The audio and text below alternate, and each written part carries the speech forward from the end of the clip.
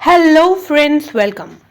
So today we are going to discuss about the achievements of the early Peshwas.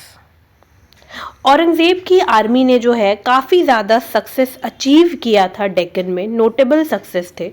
Notable success क्या क्या थी? एक तो शिवाजी के बेटे शंभू जी को क्या कर दिया गया था, हराया गया था और फिर मार दिया गया था. पहला सक्सेस ये. दूसरा, शाहू जो शिवाजी के पोते हैं उनको क्या कर दिया गया, उनको प्रिजनर बना करके मुगल अपने साथ ले गए. और मराठास, लेकिन आपने देख लिया कि मराठास को तो हमने डिफीट कर दिया, शिवाजी के सक्सेसर और नेक्स्ट सक्सेसर, तो एक को हमने मार दिया है, एक को प्रिजनर बना दिया, तो मराठास को डिफीट कर दिया. बट मराठाओं ने अभी भी सबमिट नहीं किया. पूरी की पूरी मराठा नेशन जो है वो भिड़ गई मुगल्स के साथ वॉर में.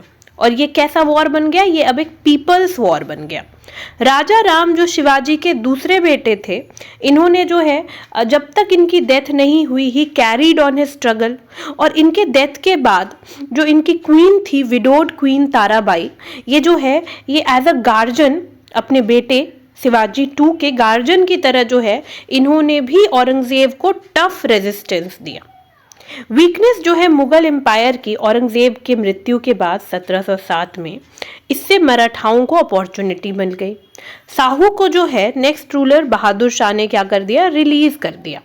ठीक है. और शाहू को जब रिलीज किया और वो वापस महाराष्ट्र आए तो क्या हुआ, मराठाओं को एक नई एनर्जी मिल गई. फर्स्ट हाफ जो 18th सेंचुरी की है उसमें कंसिडरेबल एक्सपेंशन होगी मराठा पावर की. साउथ में तो होगी ही, नॉर्थ में भी होगी. और मराठाओं का एक आइडिया डेवलप होगा एक हिंदू एम्पायर का, हिंदू राष्ट्र का, ये शेप ले रहा था. चीफ आर्किटेक्ट जो इस नए इंपीरियलिज्म के थे वो कौन थे, वो पेशवा थे. ठीक है. शाहू के अंदर पेशवा जो है ये हेरिडिटरी प्राइम मिनिस्टर बन चुके थे. और साहू कौन है, साहू छत्रपति हैं. तो Sahu has become a nominal head और पेशवा जो है ये रियल हेड बन चुके हैं. तो हमने अभी क्या बात किया कि 1689 में औरंगजेब की आर्मी ने बहुत सारे सक्सेस अचीव किए. कैसे सक्सेस, तो शंभू जी को मार दिया गया जो शिवाजी के बेटे हैं, और शिवाजी के पोते जो हैं साहू, उनको जेल में डाल दिया गया. ठीक है. लेकिन इसके बाद भी मराठाओं ने सबमिट नहीं किया.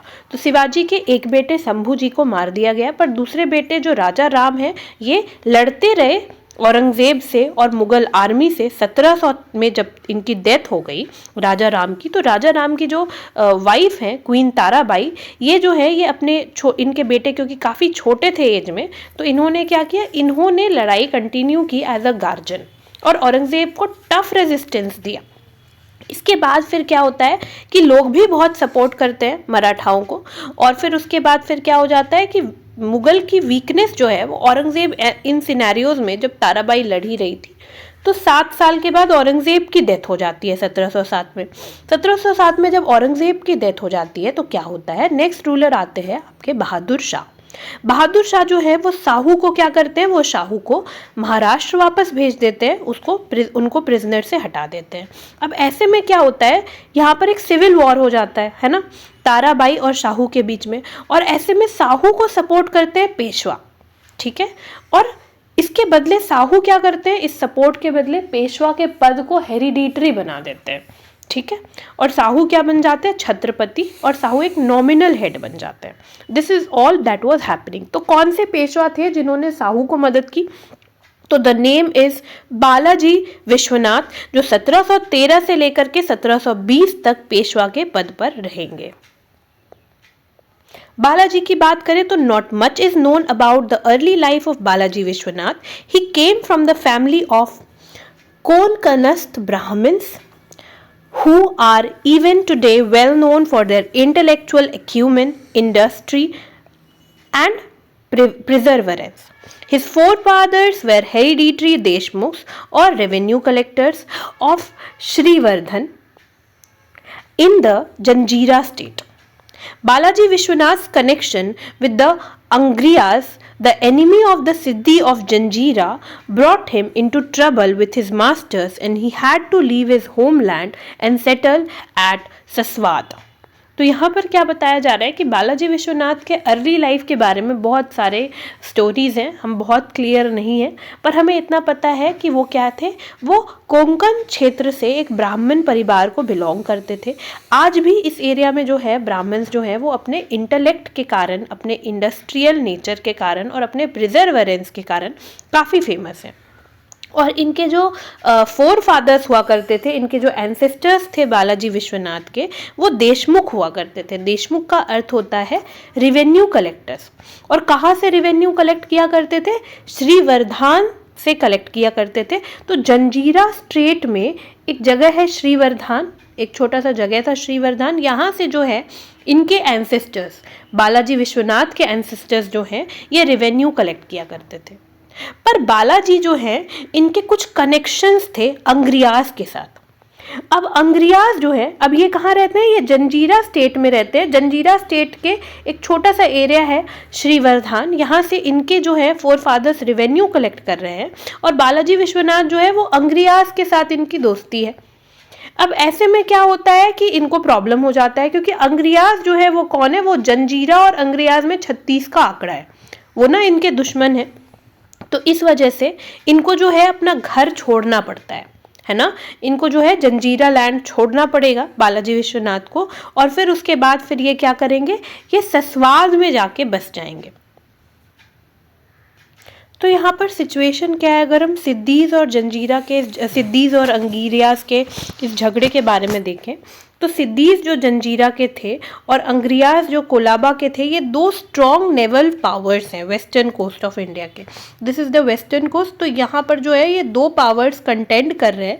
One is Janjira and the other is Angrias. Angrias जो है वो कोलाबा के रहने वाले हैं और सिद्दीज़ जो है वो जंजीरा में रहता है। तो इसके साथ साथ तो सिद्दीज़ जो है, एक्चुअली कहा जाता है कि सिद्दीज़ वेर ओरिजिनली सैयद, और सैयद का ही नाम जो है वो करप्ट फॉर्म में सिद्दीज़ कहा जाता है। और ये सिद्दीज़ कहाँ के थे? ये ओरिजिनली सेलर्स थे एबिसीनिया के, और ये जो है अहमदनगर के सुल्तान के सर्विस में थे ये लोग, सिद्दीज़ लोग। और फिर क्या हो जाता है कि जब मुग़ल लोग अहमदनगर को एनेक्स कर लेते हैं और मराठा स्टेट डिसइंटीग्रेट हो जाता है शिवाजी के बाद, तो ऐसे में क्या हो जाता है कि सिद्दीज़ का पावर काफ़ी हो जाता है, क्योंकि अहमदनगर अब एनेक्स हो गया तो सिद्दीज़ अब फ्री हैं, और साथ साथ शिवाजी के बाद मराठा स्टेट भी डिसइंटीग्रेट हो चुका है। तो इस एरिया में सिद्दीज़ काफ़ी पॉपुलर हो चुके हैं, काफ़ी पावरफुल हो चुके हैं। और फिर उसके बाद क्या होता है? इनका एक आइलैंड है, सिद्दीज़ का क्या है? एक आइलैंड है जिसका नाम क्या है? जंजीरा। तो जंजीरा से ये लोग क्या करते हैं? पायरेटिकल एक्टिविटीज़, पायरेसी कर रहे हैं, ठीक है, लूट वगैरह करते हैं वेस्टर्न कोस्ट में, और इसी से इनका जो है भरण पोषण होता है। अंग्रियाज जो है ये वार्डन्स हैं, ये बोलते हैं कि ये क्या करते हैं? ये सिद्दीज़ को रोकते हैं, ठीक है। और मराठा नेवी, जो कि मराठा क्या हो चुका है? अभी डिसइंटीग्रेट हो चुका है, तो मराठा नेवी को सपोर्ट करते हैं अंग्रियाज। और इन्हीं अंग्रियाज के साथ किनकी दोस्ती हो गई है? तो बालाजी विश्वनाथ की दोस्ती हो गई है, जबकि वो सिद्दीज़ को बिलोंग करते हैं। उनके जो फोर फादर्स हैं वो सिद्दीज़ के अंदर जो है वो लैंड रेवेन्यू कलेक्टर है जंजीरा के एक छोटे से पार्ट में।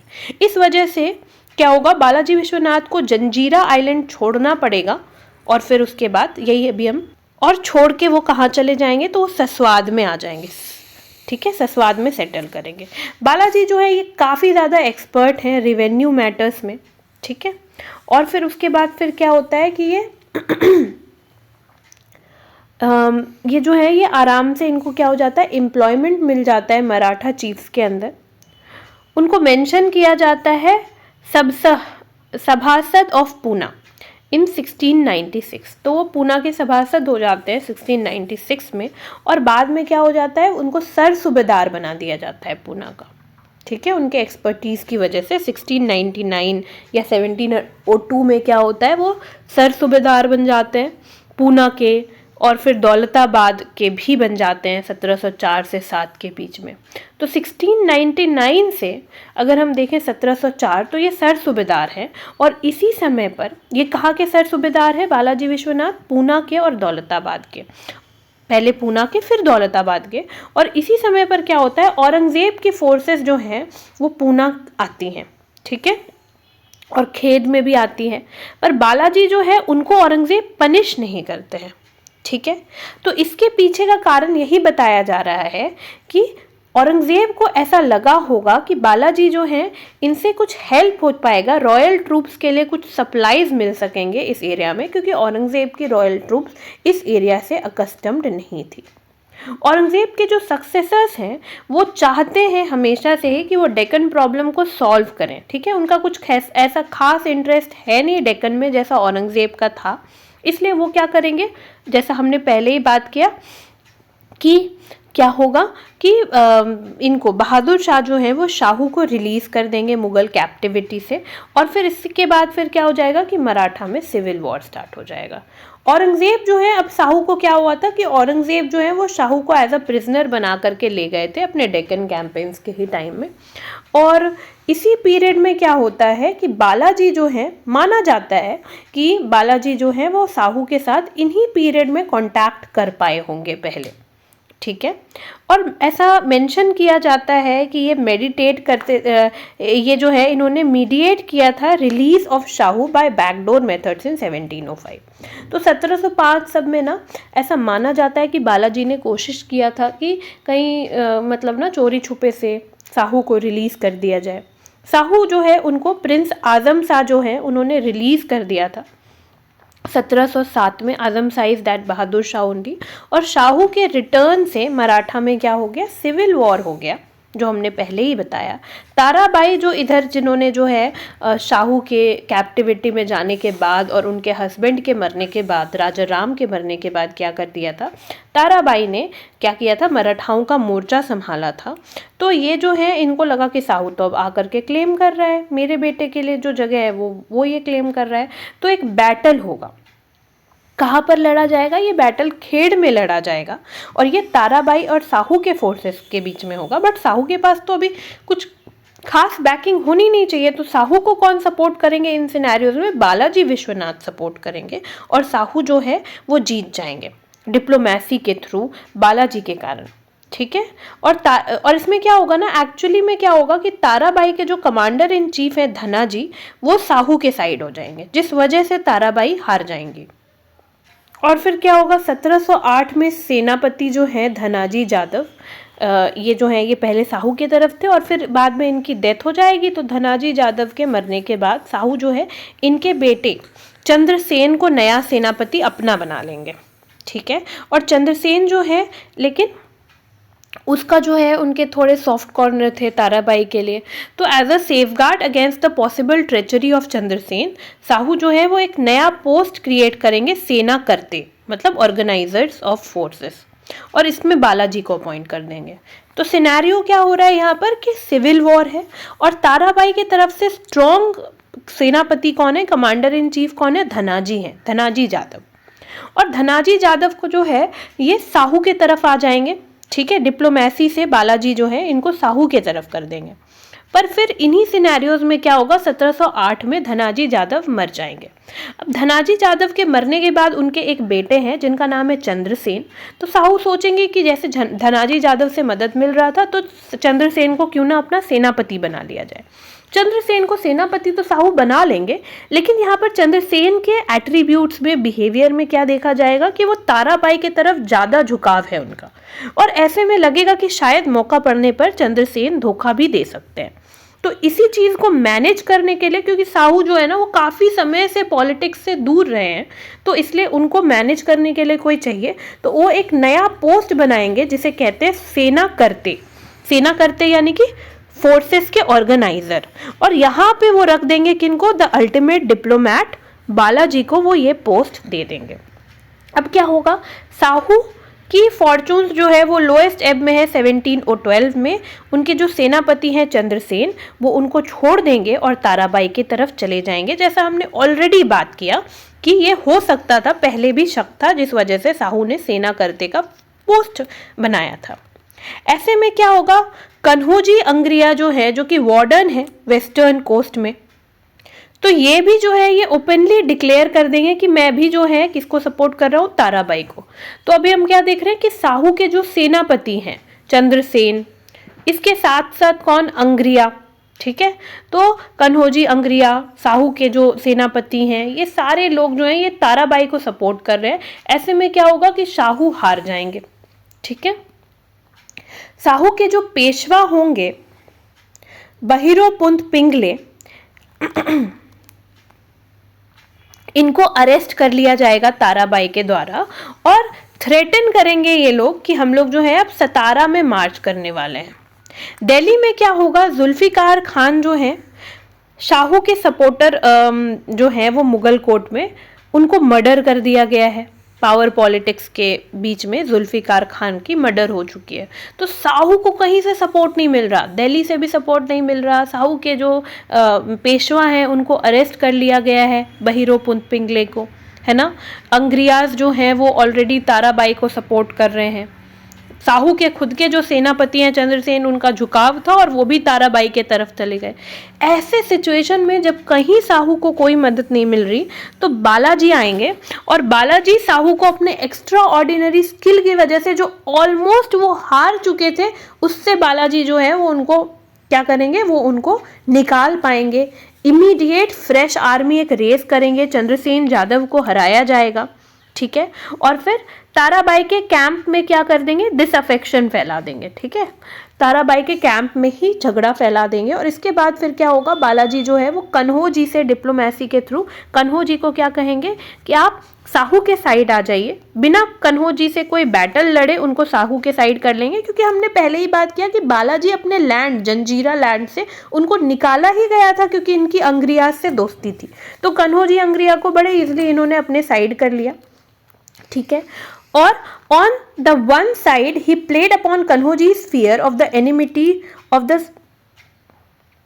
तो इन्होंने कन्हो को कैसे अपने तरफ किया, तो एक तरफ तो इन्होंने बताया कि क्या हो सकता है कि आप बैटल मत लड़िए क्योंकि ऑलरेडी जो है सिद्दीस से एनिमिटी हो जाएगी, है ना, फियर ऑफ एनिमिटी ऑफ सिद्दीस, क्योंकि बालाजी जो है वो सिद्दीस के तरफ से हैं, ठीक है। और फिर उसके बाद वो किधर सपोर्ट कर रहे हैं, वो जो है वो सपोर्ट कर रहे हैं साहू को।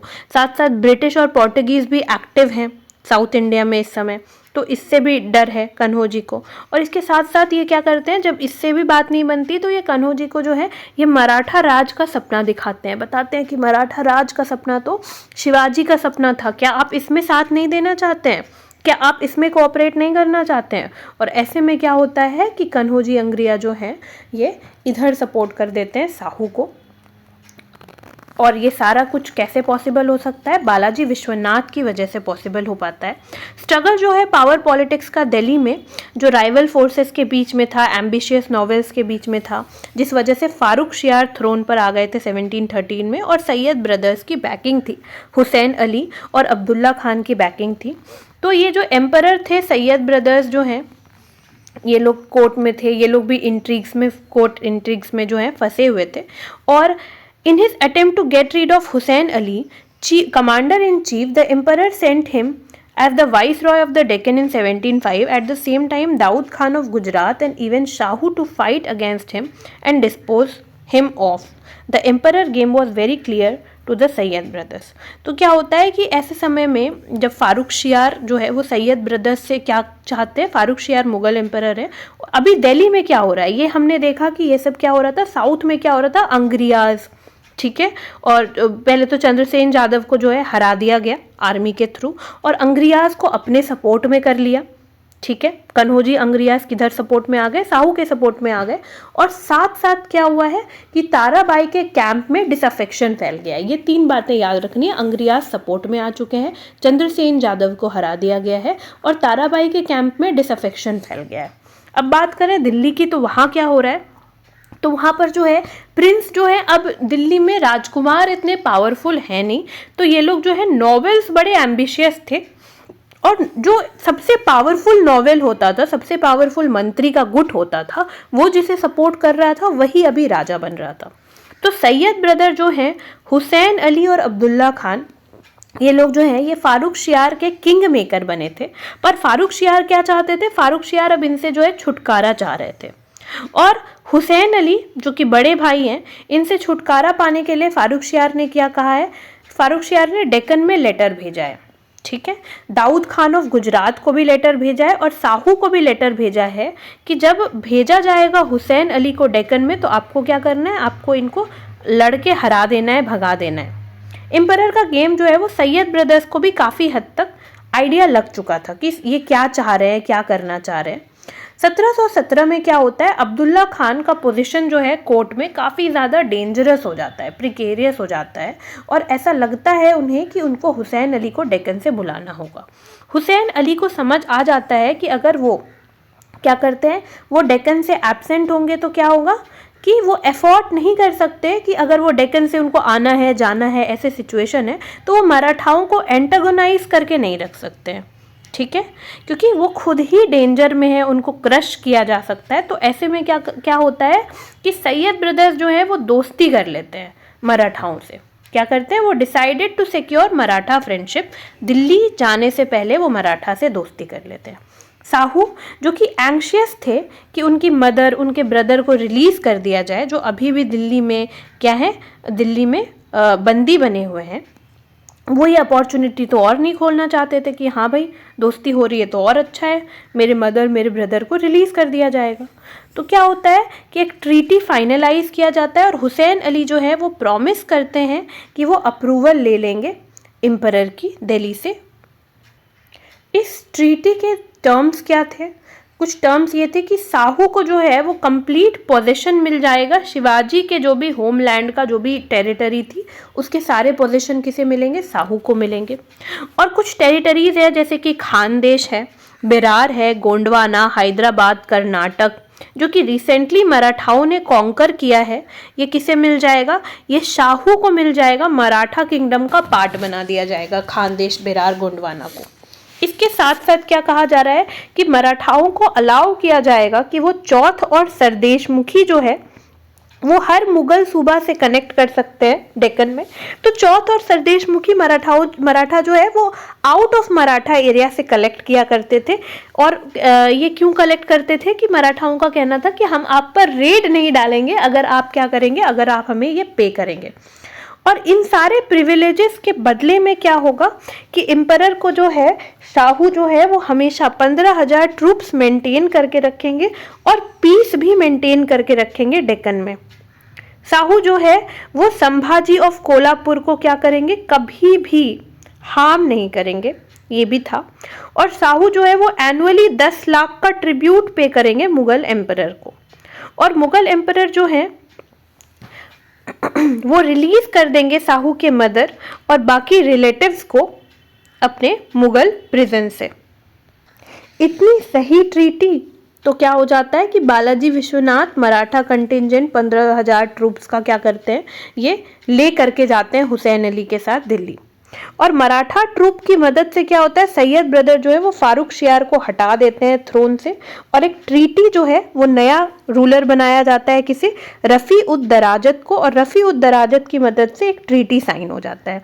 तो यहाँ पर क्या होता है, डबल डिप्लोमेसी प्ले की गई। सैयद ब्रदर्स ने कहीं ना कहीं मराठाओं से ये ट्रीटी साइन करवा के उनके 15,000 ट्रूप्स लेकर के दिल्ली चले गए और दिल्ली में जो एम्परर बैठे हुए फारूक शियार उसी को हटा दिया, नया एम्परर बना दिया रफ़ी उद दराजत। और रफ़ी उद दराजत ने ये सारी ट्रीटी को अप्रूव कर दिया क्योंकि ऑलरेडी उनको बनाने वाले कौन है, उनको बनाने वाले सैयद ब्रदर्स ही हैं।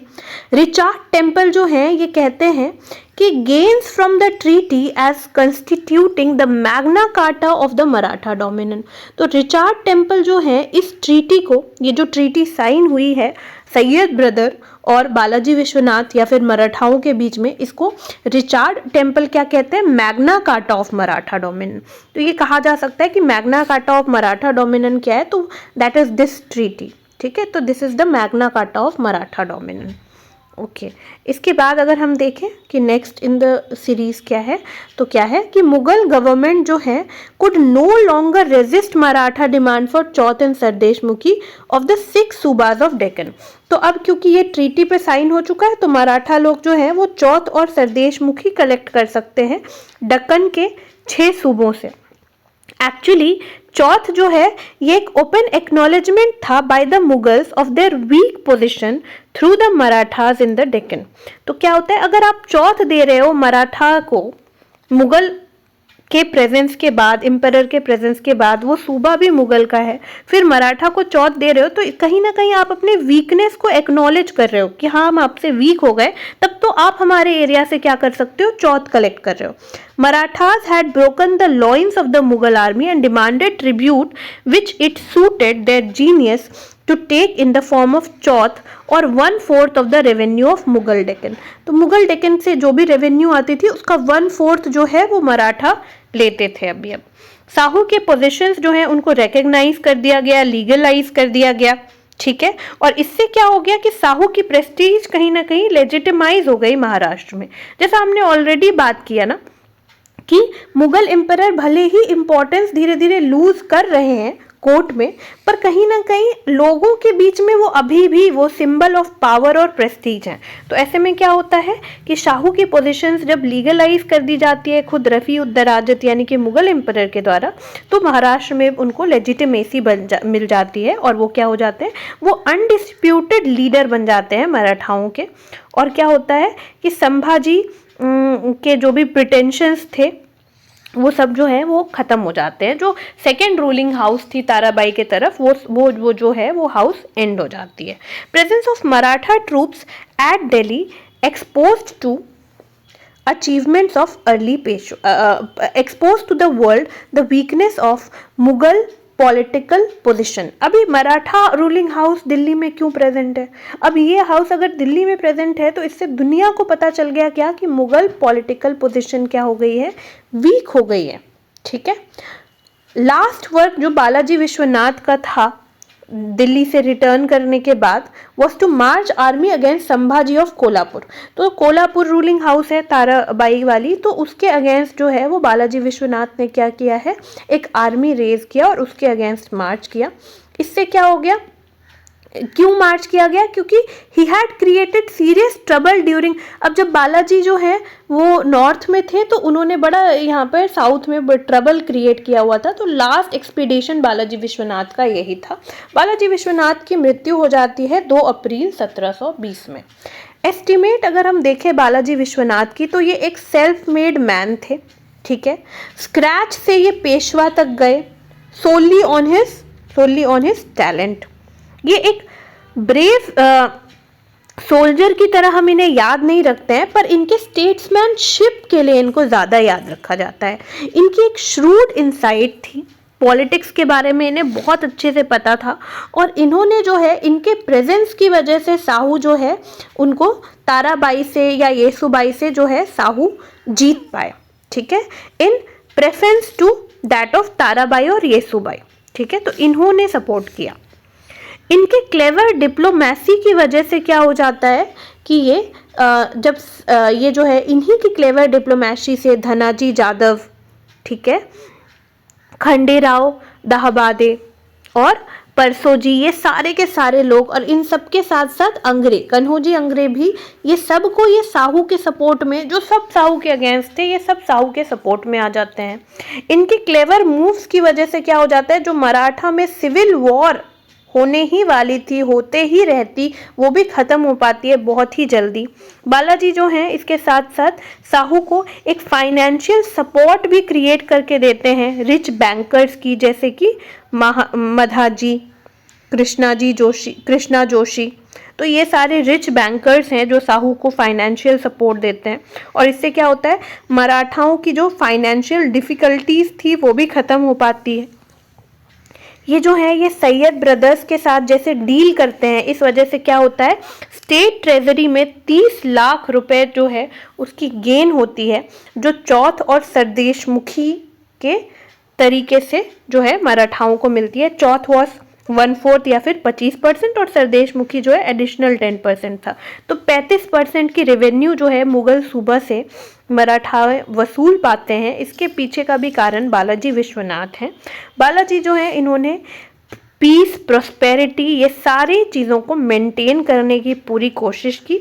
अबव ऑल इन्होंने जो है मराठाओं की एनर्जी को एक फ्रूटफुल एम्पायर बिल्डिंग टास्क में क्या किया, लगाने में या डायरेक्ट करने में हेल्प किया।